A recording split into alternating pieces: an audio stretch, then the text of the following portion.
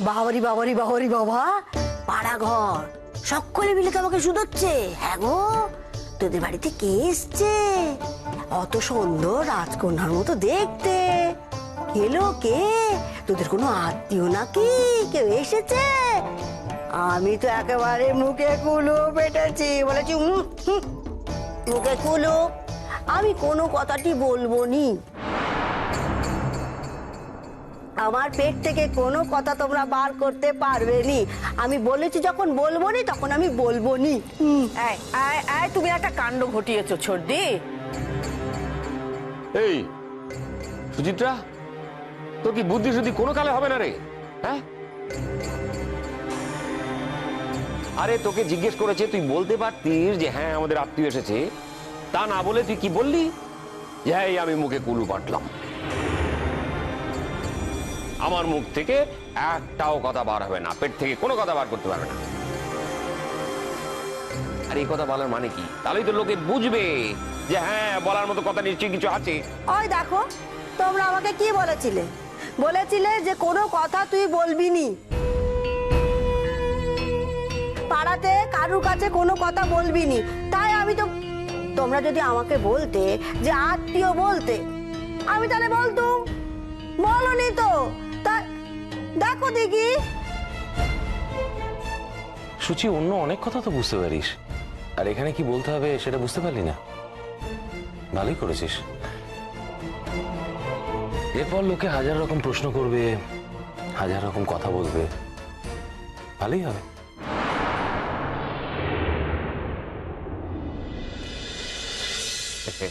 কেমন লাগছে মা? খুব ভালো লেগেছে। আর তোমরা আমাকে এই ভালো খাবারটা দিচ্ছিলে না। আচ্ছা, তোমার সত্যি ভালো লেগেছে? আমি তাই ভাবছি। আশ্চর্য, এই পান্তা তো আমরা মানে গ্রামের লোকজনরা খাই। আমি জানি না, তবে আমি আজ থেকে এটাই খাবো, রোজ এটাই খাবো। আচ্ছা, এটার কি নাম বললে জানো? পান্তা মা, পান্তা। এই গরমের দেশ তো, এখানকার লোকজন ওই সকালবেলা পান্তা খেয়ে কাজে বেরোয়, শরীর ঠান্ডা থাকে। আমাদেরও খেতে ভালো লাগে, আমরাও খাই মাঝে মাঝে। তোমার ভালো লাগছে বা পান্তা খেতে? তোমার যদি ভালো লেগে থাকে আমি রোজ তোমার একটু করে পান্তা দেবো, কেমন? কিন্তু তার সাথে গরম ভাতও খেতে হবে। কিন্তু তুমি আমাদের বাড়িতে এসেছো কদিনের জন্য, শুধু পান্তা খাইয়ে রাখতে পারি তোমার না? কাল দাদাভাই তোমার জন্য পিৎজা এনে দিয়েছিল না? এই খেয়েছো সবটা? অত খাওয়া যায় নাকি? আমি পুরোটা খাইনি, আমি একটুখানি খেয়েছি। তোমরা পিৎজা খেতে ভালোবাসো? আমি একবারই খেয়েছি। আমার এখনো খাওয়া হয়নি গো। আমাদের এদিকে তো এত পিৎজার চল নেই, তবে নামটা শুনেছি, জানি। একদিন খাওয়াবো তোমাকে, বাড়ির সবার জন্য নিয়ে আসবো।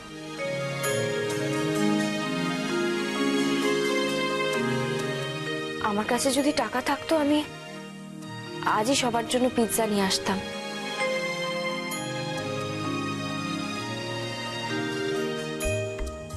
আমি বলেছিলাম না, লোকটা একটা ব্যাড পারসন। ওই লোকটা সত্যি খুব খারাপ, খুব খারাপ, ব্যাড পারসন। বাড়িতে এতগুলো লোক, ও শুধু আমার জন্য কেন পিৎজা নিয়ে এলো? যদি টাকা না থাকতো তাহলে আমার জন্যও আনতো না। ও মেয়ে বউ, শুনছো মেয়ে কি বলছে? শুনেছি শুনেছি, আমার কানে সব কথা যায় গো। অন্নপূর্ণা এসেছে না, তো মা অন্নপূর্ণা এই কথা কইবে না তো কি অন্য কিছু কইবে? নক্কি মা, আমার নক্কি মা, কত বড় লোকের মেয়ে। চেহারা ছবি দেখলেই তো বোঝা যায় কোন বাড়ির মেয়ে। সে যে আমাদের সঙ্গে এত মানিয়ে গুছিয়ে থাকতে পারবে ভাবতেই পারিনি গো। তুমি না মা, তুমি না এই বড় লোক সম্পর্কে ধারণা আমাদের সব বদলে দিয়েছে গো। তোমরা তো জানো না আমি কোথা থেকে এসেছি। আমি তো নিজেও জানি না কোথা থেকে এসেছি আমি। আমার বাবা মা বড় লোক, না বড়লোক না, আদৌ আমার বাবা মা আছে না নেই।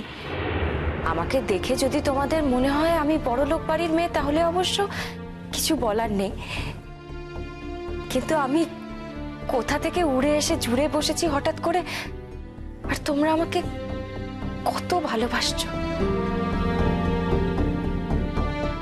আমি সত্যি অবাক হয়ে যাচ্ছি তোমাদের দেখে। ও মা, এই কি কথা? হ্যাঁ, তোমাকে ভালোবাসবো না? তুমি তুমি আমাদের বাড়িতে অতিথি হয়ে এসেছো, আর তাছাড়া তুমি কত ভালো, কি সুন্দর কথা বলো তুমি। আমার তো তোমাকে চেয়ে চেয়ে দেখতে ইচ্ছে করে।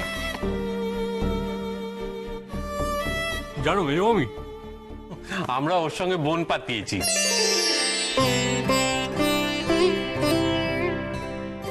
শোনো, একটা কথা জেনে রাখো, তোমার যখন সবকিছু মনে পড়ে যাবে, তারপরে তুমি যেখানেই থাকো না কেন, তোমার বাড়ির লোক তোমাকে নিয়ে যাক, তোমার বাবা মা তোমাকে নিয়ে যাক, তোমাকে কিন্তু এখানে আসতে হবে ভাইফোঁটা দিতে। হ্যাঁ, আর তুমি যদি না আসো, আমরা চলে যাব তোমার কাছে ভাইফোঁটা নিতে। আমরা চলে যাবো। আমি আর কোথায় যাব তোমাদের ছেড়ে? আমি হয়তো আর কোনোদিনও কোথাও যাব না, হয়তো কাউকে কোনোদিনও খুঁজেই পাবো না। অন কথা বলতে নেই মা, আমি তো বলছি সব খুঁজে পাবে, একদিন সব কিছু মনে পড়ে যাবে তোমার। এই তো আমাদের অংশু আজই গেছে ডাক্তারের সঙ্গে অ্যাপয়েন্টমেন্ট করতে। ওই আমাদের এখানে খুব ভালো একজন ডাক্তার আছে, এই একটু শহরের দিকে, এখান থেকে কিছু মাইল দূরে যেতে হয়। হ্যাঁ, অবশ্য কলকাতা নিয়ে গেলে আরো অনেক ভালো কাজ হতো, কিন্তু কলকাতা তো বুঝতেই পারছো আমাদের এখান থেকে অনেক দূরে। না না, এই ডাক্তার অনেককে ভালো করেছে, এই ডাক্তারের খুব আর্যস।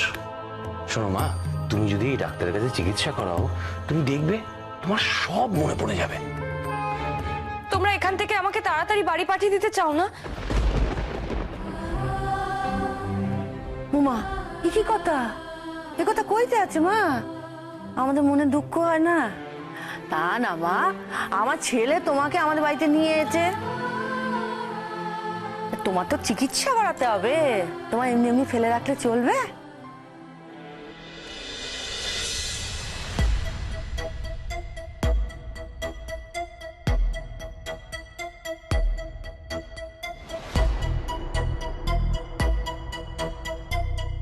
কিরে অংশু, অ্যাপয়েন্টমেন্ট করতে পেরেছিস?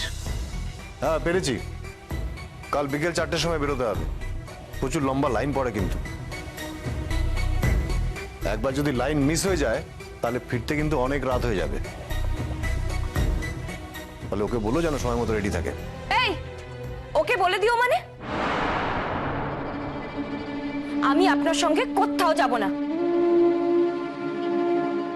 এই যে মেজবাবু, তুমি আমাকে নিয়ে যাবে। ওমা, কাল যে আমার স্কুল আছে মা, আমি যে কাল কামাই করতে পারবো না, তা না হলে তো আমি যেতাম, নিয়ে যেতাম আমি।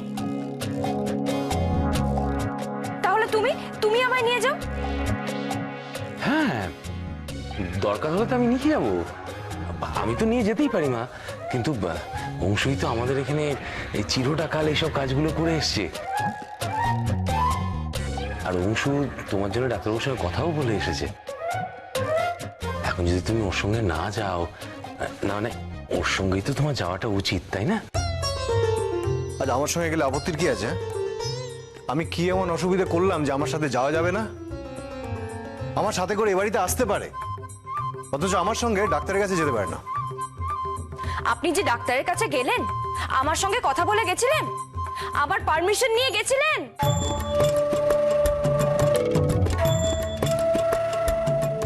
ও বাবা, ডাক্তারের কাছে নিয়ে যাচ্ছি তোমাকে ভালো করার জন্য, এত চেষ্টা চুক্তি করছি, তার ব্যাপার তোমার পারমিশন নিতে হবে? আলবাদ নিতে হবে। আমার আপনাকে ভালো লাগে না, আমি আপনার সাথে কোথাও যাব না। মেজবাবু যদি নিয়ে যায় তাহলে আমি যেতে পারি। মেজকা, আমি যা করার করেছি, এবার যদি ও যেতে না চায় তাহলে কিন্তু আমার কিছু করার নেই। তোমরা ওকে বুঝিয়ে দিও। এই বোকাবে, আমার ভাইপোর সাথে যাওয়ার জন্য লোকে একবারে মাথা কুড়ে মরে, আর তুমি তুমি কি হাওয়ার চিন্তা করছো? কি গো এই বোকা!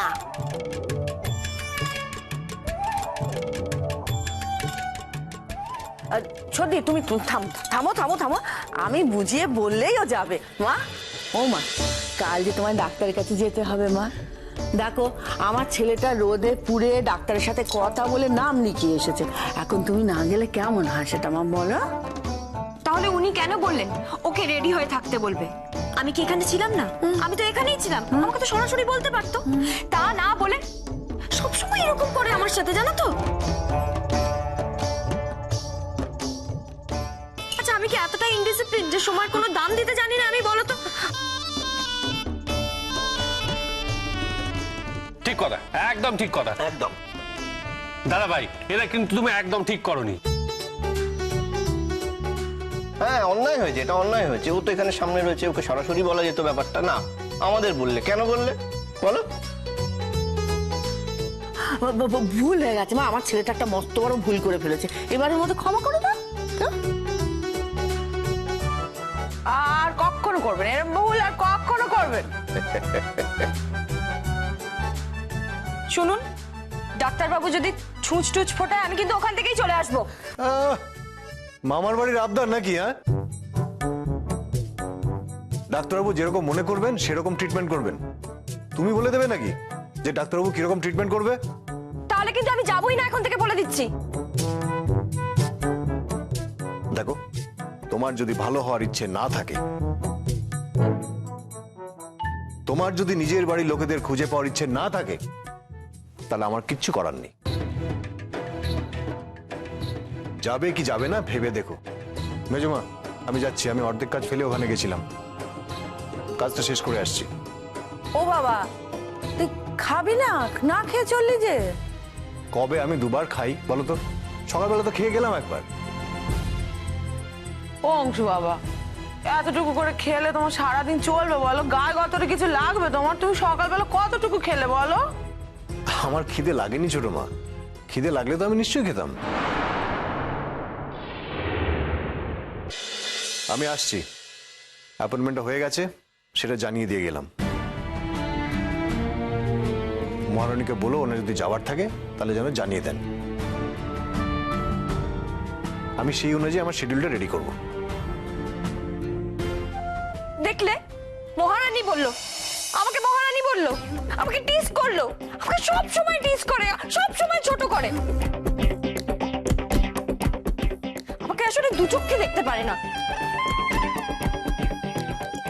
আমি আসলে ওর ঘাড়ে এসে পড়েছি তো, তাই আমাকে একটা ঝামেলা মনে করে। সব সময় কথায় কথায় টিস করে আমাকে, সব সময় ছোট করে আমাকে। তোমরা শুনতে পেলে না বলো তো?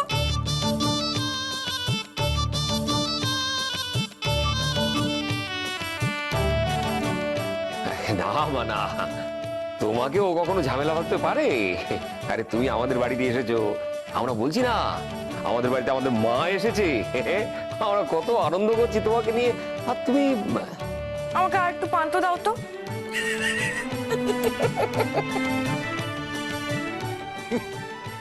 পান্তা না মা, পান্তা না, পান্তা পান্তা পান্তা বলে ওকে।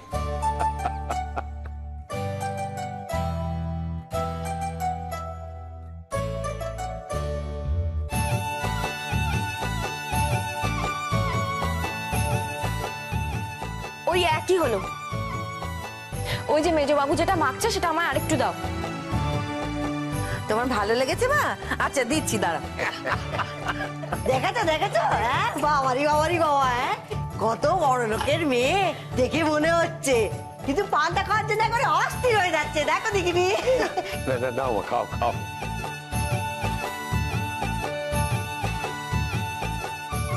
শোনো, এখন থেকে আমাকে আলাদা কিচ্ছু দেবে না। তোমরা যেটা খাবে সেটাই আমাকে দেবে। দেবে বলো, বলো দেবে? দেবো মা, দেবো।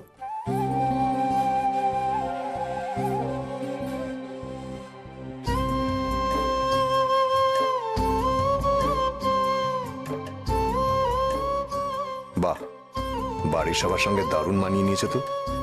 আমি শুধু দু চোখের বিষ। হ্যাঁ,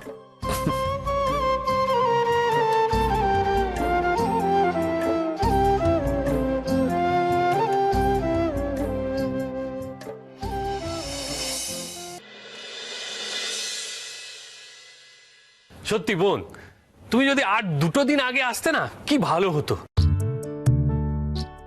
সবে আমাদের বনবিবির পুজোটা হয়ে গেল, তারপরেই তুমি এলে। আমাদের এখানে বনবিবির পুজোয় যে কি আনন্দ হয় তুমি ভাবতেও পারবে না। বনবিবির পুজো? হ্যাঁ গো, বনবিবির পুজো। তুমি শোনোনি না? আমাদের এখানকার খুব জাগ্রত দেবী উনি, সবাই ওনাকে এক বাক্যে মানে। আর জানো খুব মজা হয় এখানে, কত নাচ গান হয়, যাত্রাপালা হয়, তারপরে মুখোশ নাচ হয়। আর তোমার এই 2 দাদা, এরা তো মুখোশ নাচ নাচে আর দাদা ভাইয়ের কাছ থেকে পয়সা আদায় করে।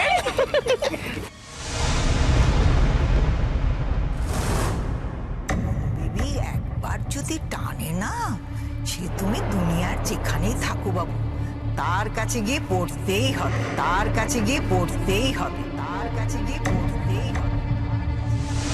আমার মন বলছে একদিন না একদিন বনবিবির থানে তোমাকে যেতেই হবে, থানে তোমাকে যেতেই হবে।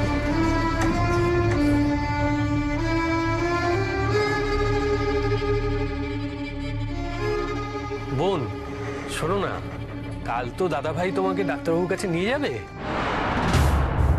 ডাক্তারবাবু ওষুধপত্র দিলেই দেখবে তুমি ভালো হয়ে যাবে। হ্যাঁ, তুমি একদম ঠিক হয়ে যাবে।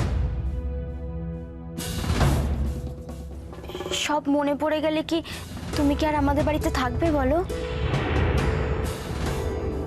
আর কোনোদিন হয়তো আসবেই না, তাই না?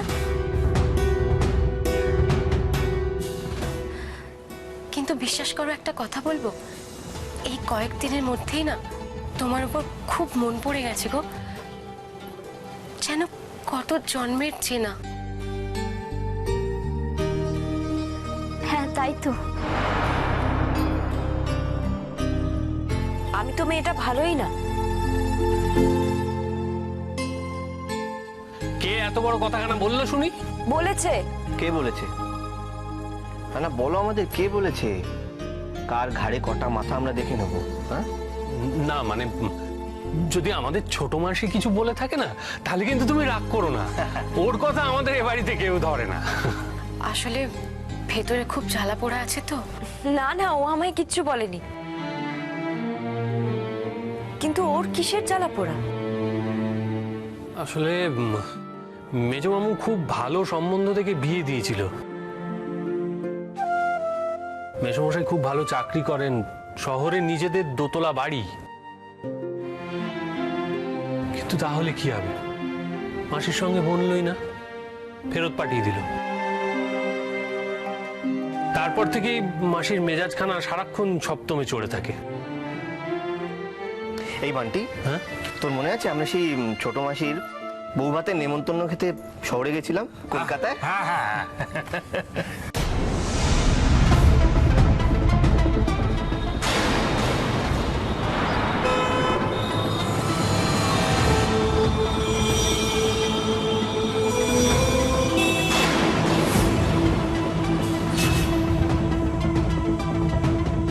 আমাদের ছোট মাসির বিয়েটা খুব ধুমধাম করে হয়েছিল।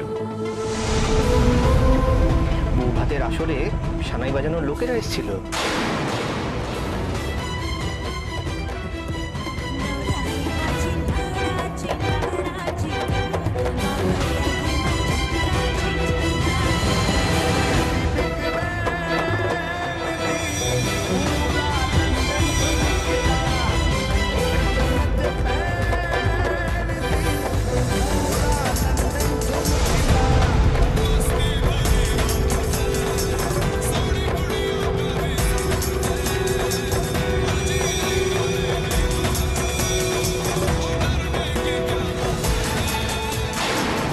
অন্নপূর্ণা, এই অন্নপূর্ণা, তোমার কি শরীর খারাপ লাগছে গো?